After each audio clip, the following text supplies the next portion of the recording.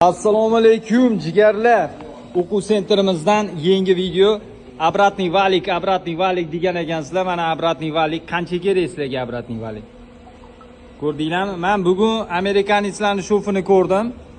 Instagramda bu amerikanistlarning shoflari ham bunaqa emasdi. Ko'rdinglarmi? Chotki, tekis. Albatta bundan zo'r chiqarsa ham bo'ladi. Lekin bu men sizlarga aytaman, spetsialistlar, men professionalman deganlar xuddi mana shunaqa chiqaradi shof. Bu endi bizani shogirdimiz, akamiz qilganlar.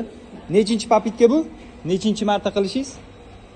Shu turbadan boshlaymiz. Bitta.